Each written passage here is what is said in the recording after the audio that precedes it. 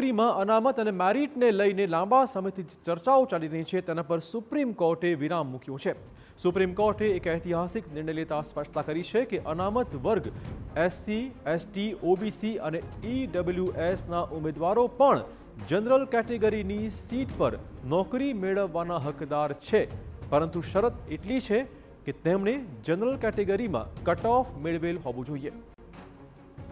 રાજસ્થાન હાઈકોર્ટમાં કેટલાક પદો પર ભરતી બહાર પડાઈ હતી, જેમાં એક નિયમ હતો કે અનામત વર્ગના ઉમેદવારોને સામાન્ય કેટેગરીના પદ માટે નિમણૂક નહીં આપવામાં આવે. તેમના cut off number general cut ઓફથી વધુ જ કેમ ન હોય? હાઈકોર્ટનો એવો તર્ક હતો કે જો અનામત વર્ગને જનરલ સીટ અપાઈ તો તે ડબલ બેનિફિટ આપવા જેવું ગણાશે. પહેલું અનામત અને બીજું સામાન્ય સીટ. બાદમાં હાઈકોર્ટની જ ડિવિઝન બેન્ચે અનામત કેટેગરીના ઉમેદવારોની તરફેણમાં આપ્યો છે ચુકાદો. પરિણામે હાઈકોર્ટ દ્વારા સુપ્રીમ કોર્ટમાં અપીલ થઈ હતી. સુપ્રીમ કોર્ટે હાઈકોર્ટના ચુકાદાને યોગ્ય ઠેરવ્યો હતો અને હાઈકોર્ટ પ્રશાસન દ્વારા કરાયેલી અપીલને ફગાવી હતી.